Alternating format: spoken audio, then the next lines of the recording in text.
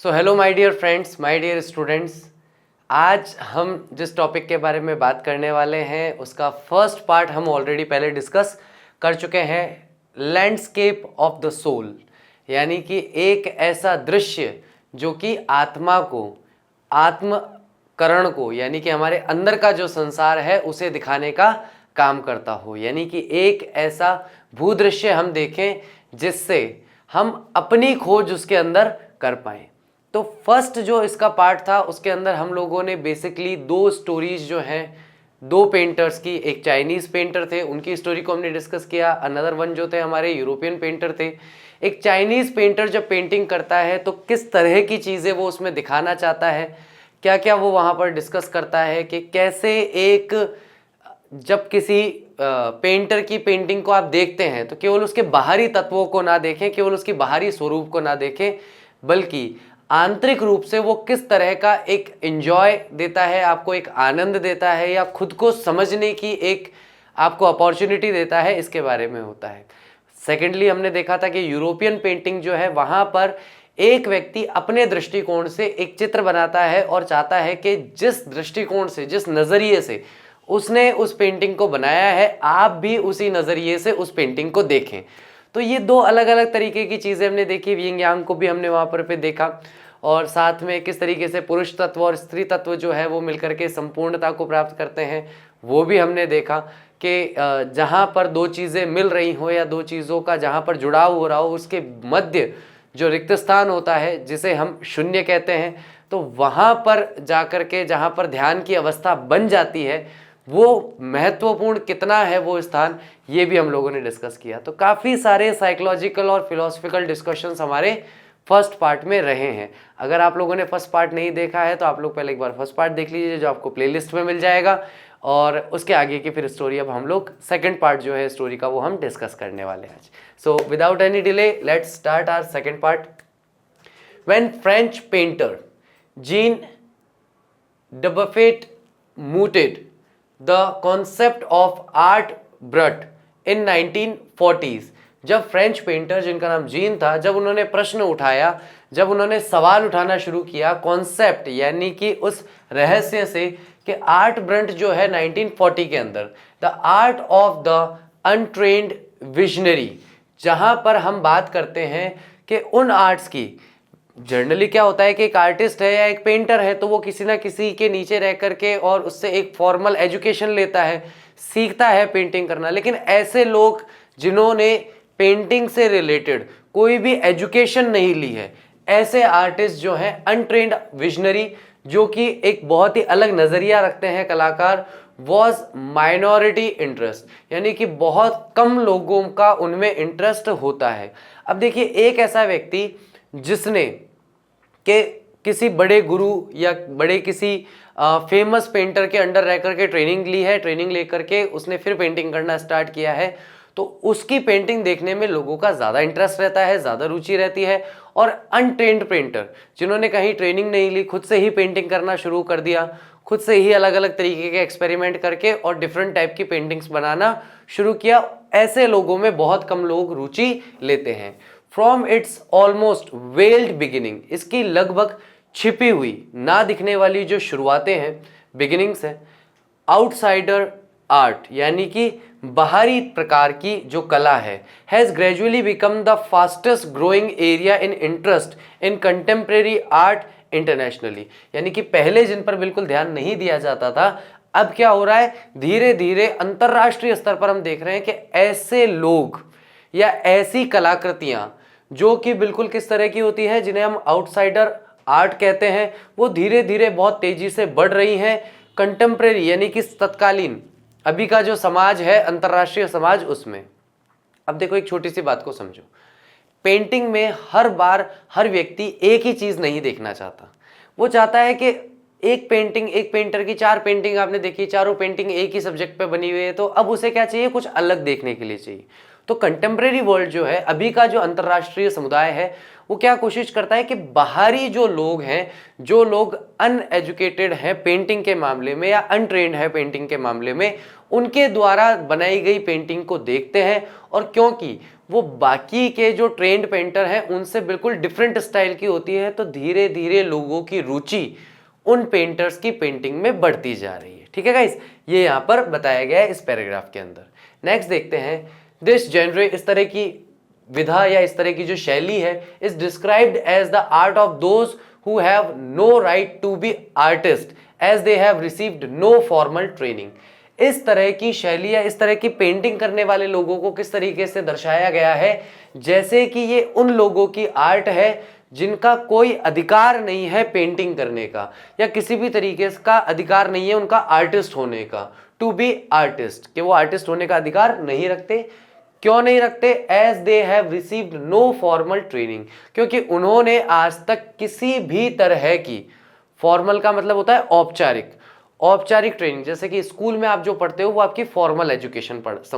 मानी जाती है। दुनिया से, जगत से आप जो चीज़ें सीखते हो वो किस तरह की एजुकेशन है, वो इनफॉर्मल एजुकेशन है। अपने माता पिता से, अपने समाज से, अपने आसपास के अड़ोसियों पड़ोसियों से, अपने यारों दोस्तों से, जो भी चीज़ें आपको, जो भी ज्ञान आपको सीखने को मिलता है, वो सब इनफॉर्मल एजुकेशन कहलाता है। स्कूल में एक प्रॉपर सिलेबस के साथ आप जो चीज़ें पढ़ते हैं वो फॉर्मल एजुकेशन कहलाता है। तो यहाँ पर क्या कहा गया कि they have received no formal training, उन्होंने आज तक कोई औपचारिक ट्रेनिंग नहीं ली है, yet show talent and artistic insight, फिर भी वे अपना टैलेंट, अपना कौशल दिखाते हैं। और आर्टिस्टिक इनसाइट का मतलब होता है एक आर्टिस्ट के तौर पर कितनी अच्छी उनकी अंतर्दृष्टि है या प्रतिभा है, उसे दिखाते हैं। Their works are a stimulating contrast to a lot of mainstream offerings, यानी कि उनका जो काम है, वो जिस तरह की पेंटिंग्स बनाते हैं वो बहुत ही रोचक होती है, स्टिमुलेटिंग होती है, यानी कि किसी में भी रुचि पैदा करने वाली होती है, जो बिल्कुल विपरीत है, बिल्कुल कॉन्ट्रास्ट है to a lot of mainstream, जो कि मुख्य धारा के जितने भी पेंटर हैं जो पेंटिंग का काम करते हैं उनसे बिल्कुल विपरीत काम ये लोग करते हैं। वो वहाँ पे ब्रश का स्टॉक देखते हैं, वो देखते हैं कि किस कलर के साथ किस कलर का कॉम्बिनेशन होना चाहिए, कौन सा कॉम्बिनेशन अच्छा होता है, कौन सा कॉम्बिनेशन अच्छा नहीं होता। मेन स्ट्रीम के जितने भी पेंटर हैं वो इन सारी चीज़ों को देखकर, जानकर, समझकर और पेंटिंग का काम करते हैं। लेकिन ये लोग जिन्होंने कोई ट्रेनिंग नहीं ली है वो कहीं भी कुछ भी कैसा भी बनाते हैं। तो खास करके बात यह है कि कई बार क्या होता है ना कि जो बहुत ही व्यवस्थित चीज़ें होती है ना, कई बार उन्हें देख करके आनंद नहीं आता, लेकिन जो अव्यवस्थित होती हैं उन्हें देख करके लगता है कि हाँ यार, दिस इज समथिंग डिफरेंट, ये कुछ अलग है या ये कुछ भिन्न है। तो जितनी भी प्रस्तुतियाँ, जितनी भी ऑफरिंग्स या पेंटिंग्स मुख्य धारा के लोग देते हैं उससे वो बिल्कुल विपरीत तरीके से काम करती हैं। Around the time Dubuffet was propounding his concept in India, an untutored genius was creating paradise. इसी समय के दौरान जब डफेफिट जो है वो सामने रखने को कह रहे थे या सामने रख रहे थे, प्रोपाउंडिंग का मतलब है कि सारी चीज़ों को या इस तरह के मुद्दों को लोगों के सामने ला रहे थे, हिज कॉन्सेप्ट, अपनी विचारधारा को, अपने कॉन्सेप्ट को, इन इंडिया, उसी समय भारत में एक अनट्यूटर्ड मतलब अशिक्षित या जिसने सही तरीके से कलाओं की या फिर पेंटिंग की जानकारी हासिल ना की हो या औपचारिक शिक्षा ना ली हो, जीनियस यानी कि बहुत ही बुद्धिमान व्यक्ति, वॉज क्रिएटिंग पैराडाइज, वो स्वर्ग का निर्माण कर रहा था। Years ago the little patch of jungle that he began cleaning to mark himself a gardener sculpted with stone and recycled material is known to the world today as a rock garden at Chandigarh. तो यहाँ पे ये क्या कह रहे हैं, देखिए कि कई साल पहले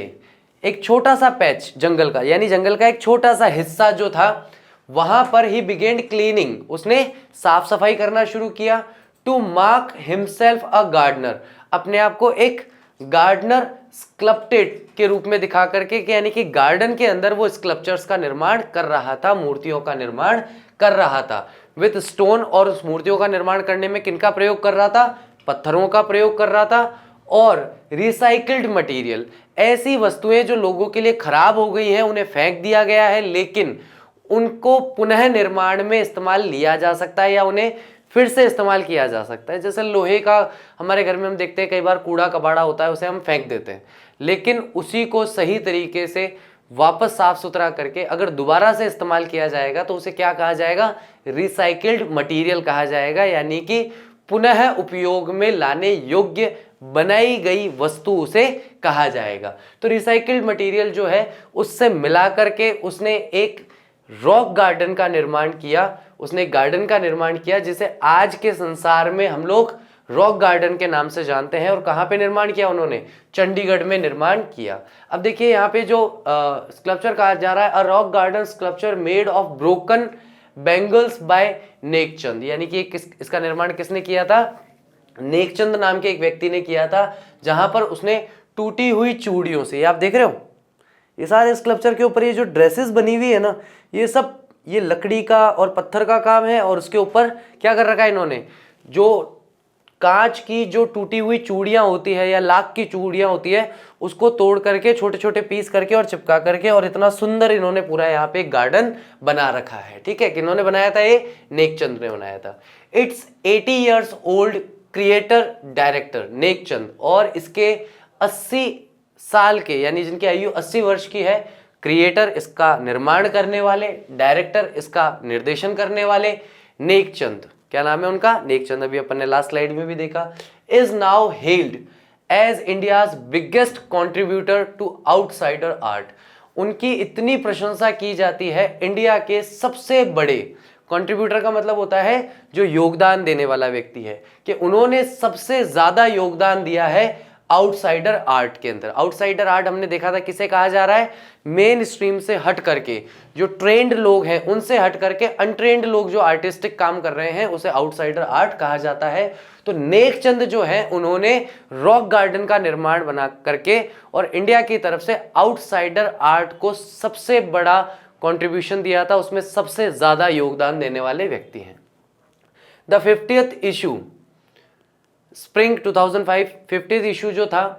स्प्रिंग 2005 का ऑफ रॉ विजन का, अ यूके बेस्ड मैगजीन, जो कि यूके में प्रचलित जो एक मैगजीन है, पत्रिका है, पायनियर उसके जन्मदाता, इन आउटसाइडर आर्ट, जो कि आउटसाइडर आर्ट को पब्लिश करते हैं, पब्लिकेशंस, फीचर्स, और उसके बारे में और ज्यादा बढ़ चढ़ करके भी काम भी करते हैं। Nek Chand and his rock garden sculpture, Nek Chand और उनका रॉक गार्डन का जो स्कल्पचर था, वहां की जो मूर्तिकला थी,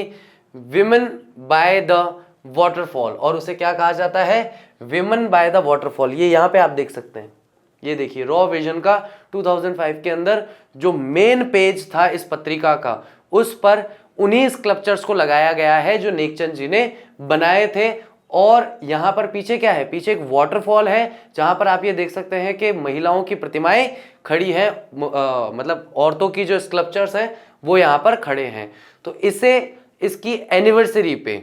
इशू कवर बनाया गया था। इशू का कवर यानी कि जो मैगजीन है, मैगजीन के मेन कवर पे इस फोटो को चिपकाया गया था। तो ये देखिए, ये एक ऐसी कला थी कि ना केवल भारत में बल्कि यूके बेस्ड जो कंपनीज हैं, यूके बेस्ड जो मैगजीन है, वो भी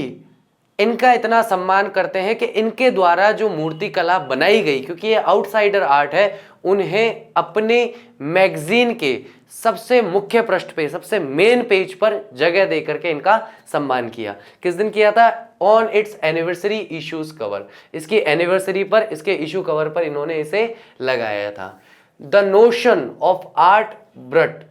and raw art was of work that were in their raw state as regards cultural and artistic influences। तो नोशन जो है, ये जो सारी बिंदु है इस चीज का, कि आर्ट ब्रट जो है या रॉ आर्ट जो है, यानी कि खराब सी, खुरदरी सी जो आर्ट है, आर्ट में हमेशा जरूरी नहीं है कि बहुत सारी चीजें बहुत साफ सुथरी, बहुत क्लीन ऐसी ही हों। तो रॉ आर्ट जो है, कच्चे अपनी अवस्था के अंदर जो है, वॉज वर्क्स, वो इस तरह के वॉज ऑफ वर्क, ऐसे काम थे that were in their raw state, जो अपने रॉ स्टेट में है, बहुत ज्यादा साफ सुथरे, बहुत ज्यादा क्लीनलीनेस लिए हुए नहीं है। एज रिगार्ड्स, जैसे कि इस बारे में भी कहा जाता है, कल्चरल एंड आर्टिस्ट इन्फ्लुएंसेस, जो कि कल्चरल यानी कि हमारी समाज या हमारी सभ्यता को, और आर्टिस्टिक यानी कि जो कलाकृति से संबंधित है उसको भी इन्फ्लुएंस करता है, उसे भी प्रभावित करता है। यानी कि कहीं ना कहीं आप ये देखोगे एक राजमहल की जो सुंदरता है वही सुंदरता एक झोपड़ी की भी है। लेकिन एक राजमहल कैसा होता है, बिल्कुल साफ सुथरा सफेद रंग का, अच्छी खासी वहां पे चित्रकारी की हुई है, उसकी अपनी सुंदरता है, कोई दिक्कत नहीं है, उसमें परेशानी का है। लेकिन एक झोपड़ी जो होती है वो भी अगर एक नीट एंड क्लीन तरीके से बनाई जाए तो वो कैसा होगा, वो उसका रॉ फॉर्म होगा, यानी कि बहुत ही खुरदुरा सा लगेगा, लेकिन दिखने में वो भी सुंदर लगती है अगर उसे सही तरीके से आर्टिस्टिक तरीके से बनाया जाए तो यहाँ पर हमारा कल्चर और हमारा आर्टिस्टिक जो वे ऑफ पॉइंट है वो इन्फ्लुएंस होता है। Anything and everything from a tin to a sink to a broken down car could be material for a work of art. कितनी अच्छी बात कही गई है कि कुछ भी हो या सब कुछ हो, एनीथिंग कुछ भी, एवरीथिंग सब कुछ, फ्रॉम अ टिन एक छोटा सा लोहे का टुकड़ा हो, सिंक सिंक हम सभी लोग जानते हैं जिसमें हम हाथ वगैरह धोते हैं, to a broken down car एक देखो एक खराब सी पड़ी हुई कार। आज की तारीख में आप देखोगे बड़े बड़े आप रेस्टोरेंट्स में और होटल्स में तो नहीं होता, जनरली रेस्टोरेंट्स वगैरह में होता है, वहां आप जाके देखोगे तो आपको क्या मिलेगा कि पुरानी गाड़ियों के जो टायर हैं उन टायर्स को ला करके उन पे लकड़ी का पट्टा लगा करके उस पर बैठने की सीटिंग अरेंजमेंट कर दिया जाता है। पुरानी कोई अगर बाइक है तो जिसका इंजन वगैरह नहीं है लेकिन पुराने ज़माने की बाइक है उसे दीवार पे टांग दिया जाता है। बहुत सारे लोग जो है कार को ऊपर टांग देते हैं, बहुत सारे लोग कार को, जैसे ये कार है ना, इसका ये वाला हिस्सा काट करके और इस पर पूरा एक बिलियर्ड्स बोर्ड या पूल टेबल इसके ऊपर बना लेते हैं जिसपे वो ऐसे पूल खेलते हैं। ठीक है, तो ये सारी की सारी चीज़ें क्या है, आर्टिस्टिक हैं। तो यहाँ पर मेन स्ट्रीम का आर्ट की बात नहीं हो रही है, यहाँ पर आउटसाइडर आउट की बात हो रही है कि ब्रोकन डाउन कार जो है वो भी एक मटेरियल हो सकता है, वह भी पदार्थ हो सकता है for a work of art, कलाकृति का काम करने के लिए। Something Nekchand has taken to dizzying heights, कुछ चीजें ऐसी थी जो नेकचंद जी ने बिल्कुल उन ऊंचाइयों तक पहुंचा दी थी कि जहां पर देख करके हम आश्चर्यचकित हो जाते हैं कि अरे यार इस तरीके की चीज भी हो सकती है क्या। आप लोगों ने अभी महसूस किया होगा 9th 10th 11th 12th के अंदर कि आप लोगों के जैसे हमारे यहाँ पे तो SUPW कैंप्स बोलते हैं उनको, समाज उपयोगी जो कैंप्स लगते हैं 2 या 4 दिन का एक हर स्कूल के अंदर लगता है। उसमें क्या बताया जाता है, आपको अपनी क्लासरूम को सजाने के लिए कुछ ना कुछ बनाना है, लेकिन शर्त क्या है, आप बाजार से कुछ खरीद के नहीं ला सकते। ठीक है, आपके घर में अगर कोई ऐसी चीज पड़ी है जो घर पे काम नहीं आ रही है, फालतू है या कचरा सामान है, उस पे आप अपने दिमाग से क्या सोच करके और उसका क्या उपयोगी वस्तु उसकी बना सकते हो वो आपको बना करके लानी है। तो वो सब क्या है, आर्टिस्टिक काम है। लेकिन नेकचंद जी के बारे में जब हम बात करते हैं तो वो इसी तरह से किए गए काम को इतनी ऊंचाई पर ले गए या उसे इतना सिंसियरली उस काम को किया, परफॉर्म किया कि उनका अंतरराष्ट्रीय स्तर पे भी नाम हुआ। Recognising his art as an outstanding testimony of the difference a single man can make when he lives his dream. Recognising his art यानी कि उनके काम को, उनकी आर्ट को जो पहचान मिली है, एक लाजवाब प्रमाण है कि क्या डिफरेंस बना सकता है एक आदमी, यानी एक आदमी भी कितना अंतर पैदा कर सकता है जब वो अपने सपने को जीना शुरू करता है। यानी उनका सपना था कि मैं ज़्यादा पैसा लगाए बिना जो भी चीज़ें लोगों के काम नहीं आती, फालतू की चीज़ें हैं, उनको काम में लेकर के और मैं कोई भव्य सुंदर सी चीज़ बनाऊं। तो देखो ये उनका एक ड्रीम था, लेकिन उनको ड्रीम को लेकर के वो इतने सिंसियर थे कि उन्होंने जो चीज़ बनाई अंतरराष्ट्रीय स्तर पे भी उसकी पहचान की जाती है, उन्हें रिकॉग्नाइज किया जाता है। और क्या बनाया उन्होंने, आउटस्टैंडिंग टेस्टिमनी, यानी कि एक असाधारण या लाजवाब एक उन्होंने प्रमाण दे दिया लोगों को कि एक आदमी अगर सोच ले तो क्या कुछ नहीं कर सकता। The Swiss commission for UNESCO, Swiss commission जो है यूनेस्को का, will be honouring him by way of a European exposition of his work. वो उन्हें ऑनर करेंगे यानी कि उनका सम्मान करेंगे, किस रूप में कि यूरोपियन एक्सपोजिशन, यानी यूरोप में रहने वाले लोग जो एक्सपोज करते हैं, जो अपने कलाकृति को दर्शाते हैं, अपने कामों को दर्शाते हैं, जैसा कि उन्होंने चंडीगढ़ के अंदर काम किया। द 5 month इंटरैक्टिव शो, 5 महीने का इंटरैक्टिव यानी कि आपस में बातचीत करने का एक जो शो है वो चला। realm of Nekchand beginning October will be held at leading museums in Switzerland, Belgium, France and Italy. तो इनकी जो है 5 महीने की एक इंटरेक्टिव शो होने वाला है, यानी कि ये स्विट्जरलैंड जाएंगे, बेल्जियम जाएंगे, फ्रांस जाएंगे, इटली जाएंगे, हालांकि जा चुके, ये पुरानी बात हो गई। अब हमारे लिए ये अलग तरीके से नेक्स्ट स्लाइड पे समझ में आ जाएगा कि ऐसा क्यों कह रहा है कि जाएंगे, विल बी हेल्ड ऐसा क्यों कह रहा है, ठीक है। तो इसकी शुरुआत होगी अक्टूबर के महीने से और ये म्यूजियम्स में जाएंगे जहां पर पुरानी चीज़ों को सहेज करके रखा जाता है। तो वहाँ पर ये जाएंगे और जा कर के भाषण देंगे, लोग इनसे सवाल पूछेंगे, जवाब करेंगे, बातचीत करेंगे, आपके दिमाग में क्या चल रहा था, आपने क्या सोच करके ये बनाया, कितना समय लगा, इसमें आप और क्या बेहतर कर सकते थे, आप हमें क्या राय देंगे कि ऐसा अगर हम कुछ करना चाहें तो हमें कैसे करना चाहिए। इन सारी चीज़ों के बारे में उनसे लोग बातचीत करेंगे। कहाँ पर? स्विट्जरलैंड, बेल्जियम, फ्रांस और इटली के अंदर। तो अगले 5 महीने तक ये अपनी आगे यात्रा पर रहेंगे, जहां पर एक जगह से दूसरी जगह जाकर मिलेंगे। The biggest reward is walking through the garden and seeing people enjoy my creation. सबसे बड़ा इनाम, नेकचंद जी क्या कहते हैं कि सबसे बड़ा इनाम यह है कि लोग उस गार्डन में घूमने जाते हैं और मेरे द्वारा जो कुछ बनाया गया है उसे देखते हैं और देख करके एंजॉय करते हैं। यानी कि मेरी जो रचना है, माय क्रिएशन, मैंने जो भी वहाँ पर बनाया है उसे देखते हैं, देख करके एंजॉय करते हैं। मेरे लिए सबसे बड़ा इनाम यही है, इससे बड़ा मेरे लिए और कोई इनाम नहीं है, ऐसा नेकचंद जी कहते हैं। तो ये जो है पूरा का पूरा जो एक लेसन है या स्टडी है जो लिखी है बृंदा सूरी ने हिंदुस्तान टाइम्स के अंदर 28 अगस्त 2005। तो 28 अगस्त 2005 को ये लेख लिखा गया था जो हमने आज पढ़ा है। इसीलिए कहा जा रहा था कि जाएंगे, लेकिन वर्तमान स्थिति में देखें तो अभी का जो समय चल रहा है वो जा चुके हैं, मतलब वो अपना वो दौरा पूरा कर चुके हैं, ठीक है गाइस। तो ये हमारा चैप्टर था। तो इसका फर्स्ट पार्ट जो था वो बहुत ज़्यादा साइकोलॉजी पर जोर देता है। यहाँ पर आर्ट और आर्टिस्ट की क्या कंडीशन है, इनसाइडर या फिर जो आप ये कह सकते हैं ट्रेंड आर्टिस्ट जो हैं उनसे अनट्रेंड आर्टिस्ट जो है वो किस तरीके से अलग हैं। जैसे आउटसाइडर आर्ट जो है उसकी पहले कंडीशन क्या थी, अब कंडीशन क्या है, ठीक है। तो पहले आउटसाइडर आर्ट को या इस तरह की का जिसको कहते हैं ना कबाड़ से जुगाड़